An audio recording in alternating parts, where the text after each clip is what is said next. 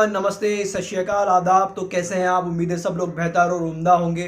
काफ़ी लोगों ने मुझे मैसेज करा एंड पूछा कि भाई क्या है, माडा का कुछ भी अपडेट्स नहीं दे रहे हैं आप, माडा का वीडियोस नहीं बनाएंगे क्या? तो ऐसा नहीं है, माडा सिडको का कुछ भी अपडेट्स आता है तो मैं ज़रूर देता हूँ, पूरी कोशिश करता हूँ देने की। लेकिन जेन्युइन कोई अपडेट्स आए तब मैं ऐसा फिजूल में आप लोगों का वक्त ज़ाया नहीं करना चाहता हूँ कि माडा सिडको के फिजूल के वीडियो बना के एंड आप लोगों को गुमराह करूँ या कंफ्यूज करूँ, एक ही इन्फॉर्मेशन को तोड़ मतोड़ कर दूँ।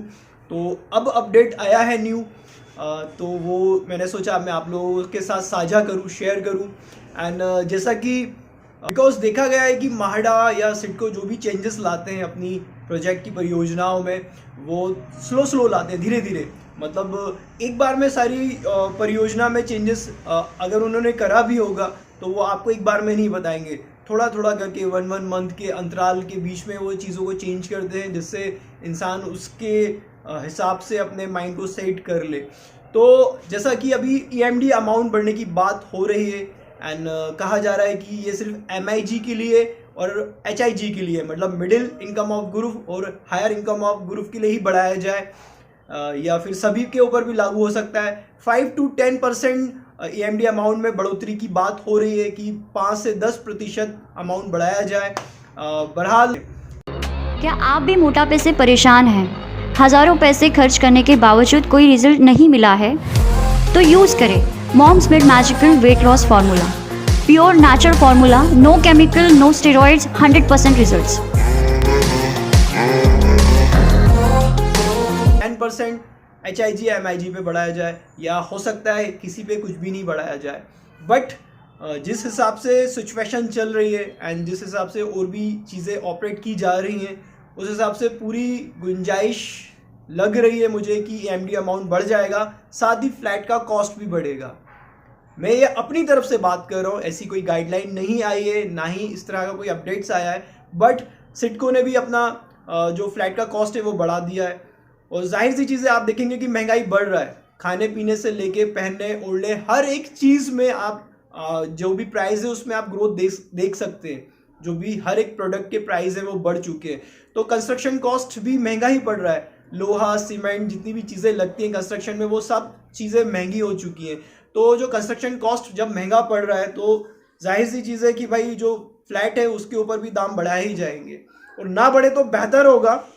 बिकॉज मैं खुद भी चाहता हूँ कि इतना महंगाई के वक्त पे जो अभी दौर चल रहा है उसमें अगर ये जो EWS LIG वाले लोग हैं, अभी तो MIG वाले लोगों के ऊपर भी महंगाई का बहुत ज़्यादा असर पड़ रहा है, और उसमें अगर कॉस्ट बढ़ जाती है एंड वैसे ही रहने का बहुत ज़्यादा इश्यूज होता है, रेंट फाइट में काफ़ी प्रॉब्लम्स जाता है लोगों को, आधा सैलरी रेंट में चले जाता है। फिर जो भी आप अप डाउन्स करते हैं अपने जॉब या अपने काम को लेके, उसमें भी आपका मतलब काफ़ी खर्चा होता है। आप अगर व्हीकल से अप डाउन्स करते हैं या लोकल ट्रेन या बस से, वो एक अलग खर्चे रहते हैं। उस हिसाब से देखा जाए तो फ्लैट कॉस्ट अगर ऊपर जाता है तो एक EWS LIG और MIG वालों के लिए भी अभी बहुत ज़्यादा हैवी पड़ेगा। बट ऐसा ना हो तो बेहतर है। बट जिस हिसाब से सिचुएशन है उस हिसाब से लग रहा है कि बढ़ सकता है। तो आप लोग अपने माइंड को सेट करके रखें पहले से कि हमें पार्टिसिपेट करना है, और अगर अमाउंट बढ़ जाता है तो भी हम कर सकते हैं, हमारी गुंजाइश है एंड हमारी कंडीशन है। मेन कंडीशन आती है फाइनेंशियली कि हाँ भाई हमारे पास इस हिसाब से अमाउंट है, तो उस हिसाब से ही आप डिसीजन लीजिएगा। एंड आइए अब बात करते हैं EWS के जो EMD अमाउंट था वो पहले 5000 था एंड LIG का 10,000 था, MIG का 15,000 था एंड HIG का 20,000 था। अब इसमें से 5 to 10% बढ़ा दिया जाएगा तो थोड़ा बहुत ग्रोथ आएगा, मतलब थोड़ा बहुत अमाउंट चेंज हो जाएगा, आपके जो आंकड़े हैं वो बढ़ जाएंगे। एंड देखा जाए तो ये जो योजना है मुंबई बोर्ड की आखिरी माडा लॉटरी 2018 में आयोजित की गई थी, बट किफ़ायती आवाज़ स्टॉक की कमी की वजह से उसको वहीं पर रोक दिया गया था। एंड इसी कमी को पूरा करने के लिए माडा पहाड़ी जो लॉटरी लाई गई है, जिसमें 8000 से अधिक आवास इकाइयों का विकास किया जा रहा है, मतलब 8000 यूनिट्स रेडी की जा रही हैं अलग अलग चरणों में, अलग अलग फेज में। जो 2018 की लॉटरी रोकी गई थी वो सारी लॉटरी का जो भी मतलब मटेरियल था I mean to say that कि जो भी लॉटरी के लोग थे जो उस टाइम पार्टिसिपेट करने वाले थे वो लोग भी ब्रेक लग गया था। एंड अब जो लॉटरी आ रही है तो सभी लोग उस टाइम के लास्ट ईयर के लोग और अभी जो जिन लोगों ने अपना जहनियत बनाई है पार्टिसिपेट करने की, उस सभी लोगों को मिला के काफ़ी ज़्यादा बड़ा हुजूम हो जाता है। और मुंबई की लॉटरी में देखा गया है कि भाई कंपटीशन बहुत ज़्यादा टफ रहता है, बिकॉज मुंबई के घरों को लेके बहुत ज़्यादा होड़ लगी रहती है। मुंबई में घर मिलना काफ़ी मुश्किल होता है और कम दामों में मिलना वो तो बहुत ही ज़्यादा मुश्किल होता है। तो ये जो म्हाडा की जो योजना निकाली गई है, म्हाडा जो प्रोजेक्ट है, वो ज़्यादातर EWS LIG कैटेगरी के लोगों के लिए घर बनाने की कोशिश करता है कि लोगों को किफ़ायती दामों में कम अमाउंट में घर मिल जाए और वो रेंट ये सारी चौलों वाली जगहों से बच सके। तो अब देखते हैं अमाउंट आगे क्या आता है एंड इसका पब्लिक पर, आम जनता पर क्या फ़र्क पड़ता है। एंड ये जो लॉटरी है जैन 2023 की है, क्योंकि 2022 दिवाली पे आने वाली थी बट उसे भी एक्सटेंड कर दिया गया है, तो 2023 की मानी जाएगा। अब देखते हैं रजिस्ट्रेशन स्टार्ट होने तक जो पोर्टल लॉन्च होगा, पोर्टल से लेके रजिस्ट्रेशन एंड लकी ड्रॉ की जो स्कीम होती है वो सारी चीज़ें चेंज की जा रही है।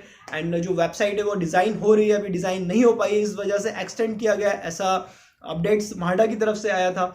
एंड मैंने देखा है कि जो प्रोजेक्ट बन रहे हैं जैसे गोरेगांव एंड जो दूसरी जगहों पर, वो भी अभी प्रॉपर तरीके से कंप्लीट नहीं हुए, उन्हें वक्त लगेगा। तो आई थिंक एक ये रीज़न भी हो सकता है कि थोड़ा सा इस वजह से इस लॉटरी को खींचा जा रहा है, बट 2023 तक आने की पूरी संभावना है। एंड आगे देखते हैं जैन 2023 की जो लॉटरी आ रही है उसमें 4000 घर रखे जाएंगे। इसमें 60% घर पहाड़ी गोरेगांव लॉटरी के अंदर की परियोजना प्रोजेक्ट के रहेंगे एंड 40% वो घर रहेंगे जो मुंबई मरम्मत और पूर्ण विकास बोर्ड द्वारा पूर्ण विकास परियोजनाओं से आवास इकाइयों में शामिल किए जाते हैं। मतलब जो मुंबई का रिपेयरिंग एंड रीडेवलपमेंट बोर्ड है उसमें जो प्रोजेक्ट आ जाते हैं जो काफ़ी पुराने जर्जर हो चुके हैं, उनको फिर से रीडेवलप करके म्हाडा जो लोग थे उनको यूनिट्स देता है। जितने भी वहाँ से जैसे 40 या 50 घर निकले, फ्लैट्स निकले, तो उन लोगों को यूनिट्स दिए जाएंगे, फ्लैट्स दिए जाएंगे। उसके बाद के जो बाकी के जो फ्लैट्स बच जाते हैं, जैसे टावर बड़ा बनाया गया, तो वो फ्लैट्स भी इन परियोजनाओं में शामिल कर लिए जाएंगे। एंड अब ये जो फ्लैट्स हैं इनके कारपेट एरिया की बात की जाए तो जो लास्ट टाइम पे जो परियोजनाएं आई हैं और जो म्हाडा जिस तरह का यूजिंग कारपेट एरिया का बताता है कि हम इस कैटेगरी को इतना यूजिंग कारपेट एरिया देते हैं, कैटेगरीज के हिसाब से फ्लैट डिसाइड होते हैं। तो मैं आपको बताऊँ EWS जो इनकम ग्रुप की अगर बात की जाए तो 6 लाख के अंदर सालाना कमाने वाले लोग EWS कैटेगरी में आते हैं। एंड इनको जो फ्लैट है, EWS वाला जो फ्लैट है वो 30 स्क्वायर मीटर फ्लैट है, जिसको अगर मैं स्क्वायर फीट में आप लोगों को बताऊं तो 322.917 स्क्वायर फीट का फ्लैट आपको म्हाडा बना के देता है EWS वालों को। एंड LIG कैटेगरीज में वो लोग आते हैं जो सालाना 9 लाख के अंदर कमाते हैं। एंड इनका जो फ्लैट का स्क्वायर फीट रहता है वो 60 स्क्वायर मीटर रहता है, जिसे अगर स्क्वायर फीट में अगर मैं आपको बताऊं तो 645.835 स्क्वायर फीट का फ्लैट आपको म्हाडा बना के देता है LIG ग्रुप को। एंड MIG कैटेगरी में वो लोग आते हैं जो 12 लाख के अंदर सालाना कमाते हैं। एंड इनका जो स्क्वायर फीट रहता है फ्लैट का वो रहता है 160 स्क्वायर मीटर। एंड इसको अगर स्क्वायर फीट में हम कन्वर्ट करें तो 1722.226 स्क्वायर फीट का फ्लैट आपको MIG कैटेगरीज को म्हाडा बना के देता है। एंड HIG कैटेगरी में वो लोग आते हैं जो सालाना 12 लाख के ऊपर कमाते हैं। उन लोगों के लिए 200 स्क्वायर मीटर का घर म्हाडा की तरफ से बनाया जाता है, जिसको अगर स्क्वायर फीट में हम कन्वर्ट करें तो 2152.782 स्क्वायर फीट का फ्लैट आपको म्हाडा बना के देता है HIG कैटेगरी को। ये थे आपके फ्लैट के स्क्वायर फीट एरिया एंड आपका इनकम क्राइटेरिया। एंड जो मैंने इनकम क्राइटेरिया आपको बताया है ये मुंबई, पुणे, नागपुर में लागू है। इसके ऊपर मैं पहले भी वीडियो बना चुका हूँ, फिर भी एक याददाश्त के तौर पर एक बार फिर से आपको रिमाइंड करने के लिए मैं ये बात बता रहा हूँ। एंड अब बात करते हैं हम कि फ्लैट की कॉस्ट क्या रखी जाती थी। जैसा कि पहले जो लॉटरीज आई हैं माडा की, उसमें EWS कैटेगरी के लिए इन लोगों ने 15 लाख से 20 लाख तक का अमाउंट को चूज करा था, सिलेक्ट करा था कि 15 से 20 लाख तक के अमाउंट में हम EWS वालों को फ्लैट बना के देंगे। एंड LIG के लिए 20 लाख से लेके 35 लाख तक के बीच के हम फ्लैट बना के देंगे। एंड MIG कैटेगरी के लिए 35 लाख से लेके 85 लाख के बीच में वो अमाउंट रखते थे फ्लैट का।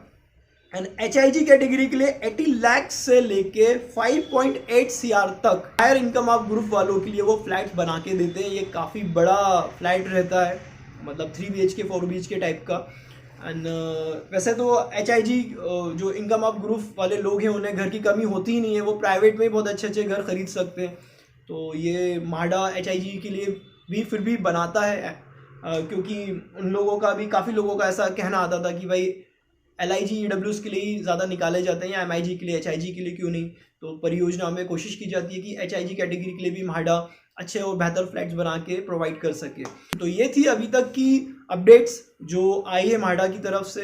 एंड इसमें से कुछ चीज़ें मैंने अपने अनुमान के हिसाब से बताई है आपको, तो उसको अदर वे में ना लीजिएगा, बिकॉज पहले भी मैंने जो कुछ चीज़ें बताई थी आपको लाइन से वैसे ही चीज़ें हो रही हैं, इसलिए मैंने वो वीडियो को प्राइवेट कर दिया है और पोर्टल लॉन्च होने के बाद मैं उसे पब्लिक करूंगा। तो अभी की जो पोर्टल लॉन्च होगी उसमें काफ़ी कुछ चेंजेस किया जा रहा है, तो उसको समझने के लिए इतनी आपको मशक्क़त नहीं होगी, क्योंकि उसको बहुत ज़्यादा इजी बनाने की कोशिश की जा रही है और उसी तरीके से चीज़ें हों जैसा इनकी कोशिश है, तो बहुत ही सहूलियत हो जाएगी।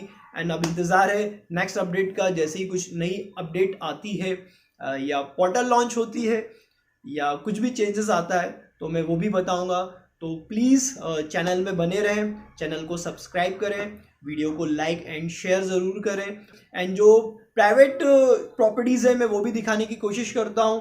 एंड मैं आप लोगों को भी एक एडवाइस दूंगा कि हम सिर्फ उतनी ही प्रॉपर्टीज़ देखते हैं या हम अपने काम की चीज़ें देखते हैं कि हमें क्या करना, बट अगर आप प्रॉपर्टीज़ में दिलचस्पी रखते हैं या आप घर बनाने में भी दिलचस्पी रखते हैं तो आप घर से रिलेटेड हर जगह की वीडियोस देखा करें।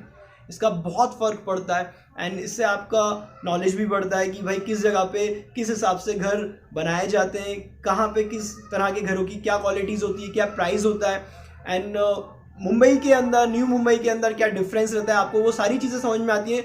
और सबसे ख़ास अहम बात ये कि जब तक आप जहनी तौर पर अपनी सोच में पहले अपना घर नहीं बनाएंगे तब तक आपका घर किस तरह से बन पाएगा।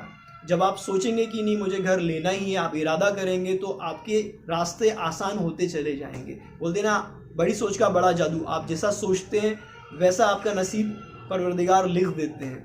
तो आप लोग सारे वीडियोस देखा करें। तो आज के लिए इतना काफ़ी था, मिलते हैं नेक्स्ट वीडियो में नेक्स्ट इन्फॉर्मेशन के साथ। तब तक के लिए बाय बाय, टेक केयर, अपना ख्याल रखें, अपनों का ख्याल रखें।